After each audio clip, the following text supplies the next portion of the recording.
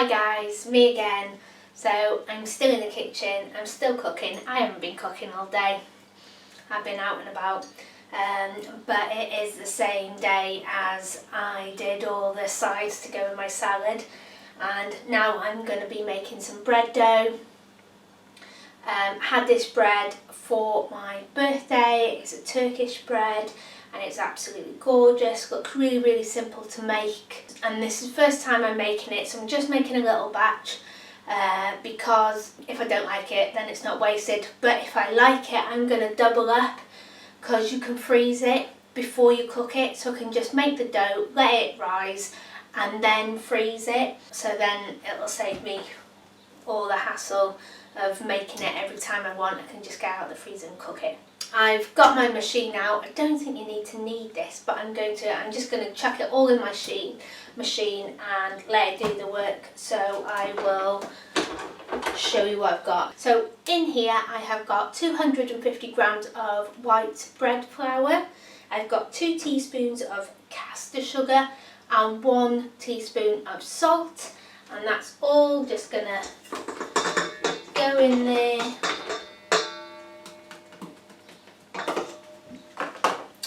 In here I have 150 grams of warm water, and I've added 50 grams of cold milk. So this needs to be slightly warm, not cold, slightly warm, because it helps activate the yeast. And then here I have got a 7 gram sachet of instant yeast, and I'm just going to chuck it all in.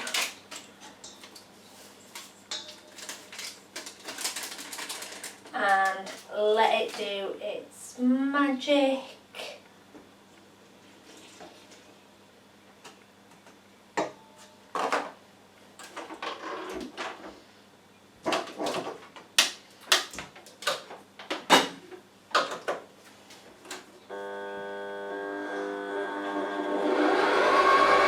Now that's going to be really noisy, so I'm not going to carry on talking through it. I'm just going to let it do its thing, and hopefully that should be it for 15 minutes or so, and then it should be done, and then I'll be back. Okay, so that's done now, and it looks quite, it smells lovely. Now it's still a little bit sticky, and it's stuck to the bottom of the bowl. Just gonna get this out now. Yeah, so it's still going to be a little bit sticky at this stage, but that's fine. And you don't need a machine like this, you can just do it by hand. It's just, what time is it now? It's nearly 8:30, and I'm getting a bit tired and lazy. So I'm just going to grease this bowl, bit of oil, and this is just so the mixture doesn't stick to it. And oh, it feels lovely. So I'm going to put that in there now, and this only needs to rise for about an hour, but I'm just going to do it overnight, and I don't put it any place warm. I'm just going to leave it in the kitchen now. I'm going to cover it with a tea towel and just leave it here on top of the oven, on top of the cooker, and it should be done by morning, and then I'll do the next stage. So I will see you in the morning, hopefully, when this is done. Morning guys, so it's been about 12 hours now, and we're having a bit of a lazy morning today. The weather doesn't look that great. It's meant to be really hot and sunny today, but so far it just looks like it's going to rain. So I left the bread in the kitchen overnight to rise. You can do it in the fridge overnight. And it's risen really well. Amazing. So what I'm going to do now is you have to knock all the air out of it and let it sit once again.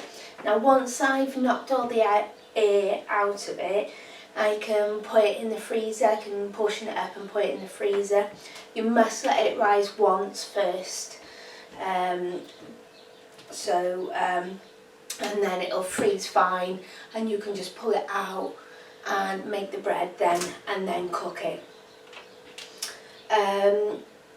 So yeast doesn't do too well with heat, You know, so like if your milk and your water is too hot, it will kill the yeast and the bread won't rise. But it has no problem with being cold. So if you freeze it, it has no effect on the yeast, so your bread will still rise. So I'm gonna knock this down now and then leave it again for about another half an hour. So I've just taken the bread out of the bowl now, and it still is quite sticky, and that's fine. So just make sure you have loads of flour on the surface so it doesn't stick. It's a little bit wet because I put olive oil in the bowl so it wouldn't stick.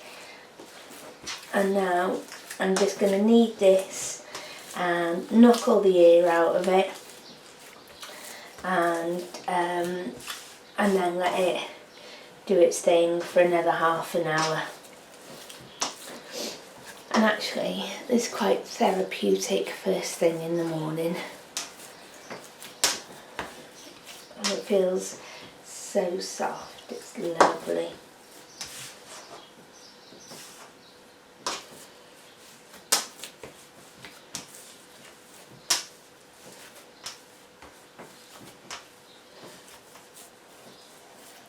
And it's a good workout for your arms.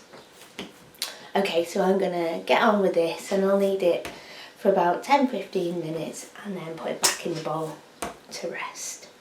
Okay, so that's been about half an hour now, and it's risen again. So now I'm going to flour the surface again, and now I'm just going to shape it. So my son lent my rolling pin to school for a Christmas show way before lockdown, and it never got returned. So now I don't have a rolling pin because apparently we're still looking for it. But that's fine. So I'm just going to knock the air out of it again.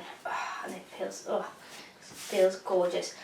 So it's still a little bit sticky, but it's not sticking to my hands. But I don't like it too dry because I just think the bread will get a bit dry then. And that's why I try not to have too much flour on the surface. So really, I just want this in like a circle shape, just around.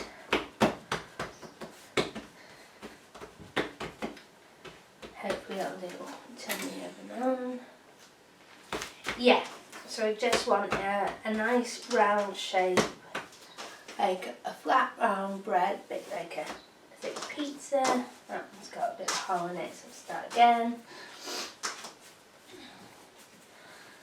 And what I tend to do is I just tend to tuck the bread under, like I'm making a bread roll, and then squash it out. It doesn't have to be perfect, it's only you that's eating it, it's not for competition.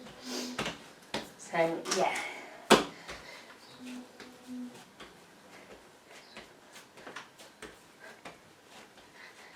Squash it out in my hands. And then what I'm going to do is, I've got egg here mixed up, and I'm just going to do like an egg wash over the top of the bread. And it says you can use sesame seeds or nigella seeds, which I'm growing, which is an alternative to black cumin seeds, I think. So yeah, stretch it out a bit, and there we go. So yeah, this is a Turkish bread recipe. If you go online and type in Turkish bread, I can't remember what it's called, but it will come up, and then you can just follow it. I love when you know, I have takeaway or go out for food, which hasn't been in a long time, and then I have something nice, and then I come back and cook it at home. That's one thing I love. So as I've mentioned in previous videos, for my birthday we had a takeaway from a Mediterranean restaurant, and we had these bread with this bread and some flatbreads and stuff, and with the rice and everything like that. So I'm just going to put this on greaseproof paper.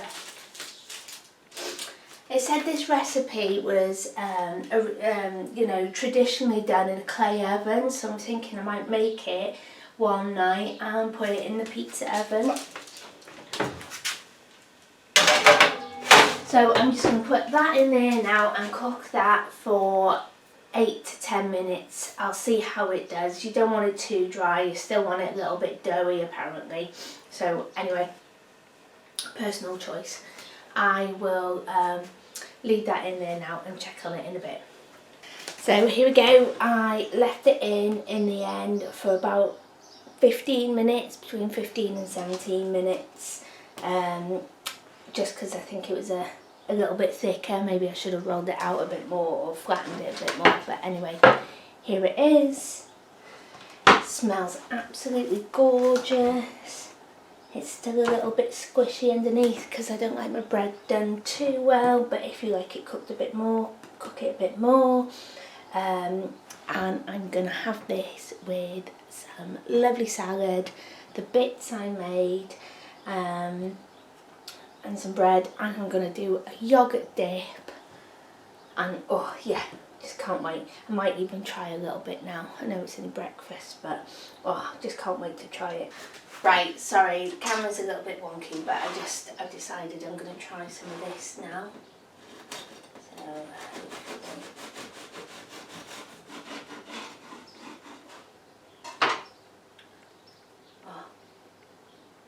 it smells really, really good. I might just let it cool down a little tiny bit.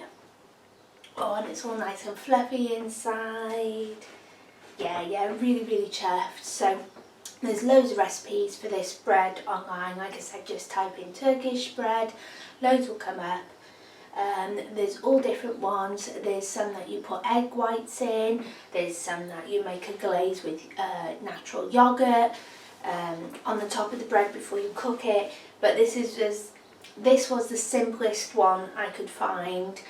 And also, like I said, you can freeze it. We can freeze any bread, I think. So yeah, that's why I went for this one, because it didn't have a load of complicated ingredients. It didn't have lots of ingredients. It wasn't hard to make.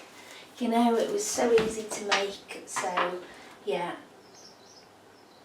I'm going to have this with a little bit of butter.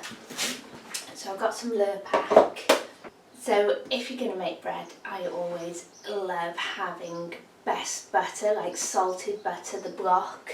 But it worked out this Lurpak was 250 grams and it was only 79p.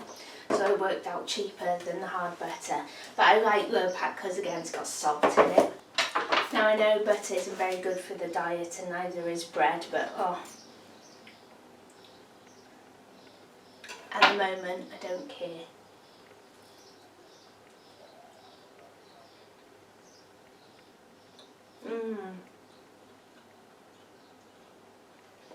That's really, really good. Really good. Right, well I'm going to carry on eating this now because it's absolutely gorgeous. And take care and I'll see you soon. Bye.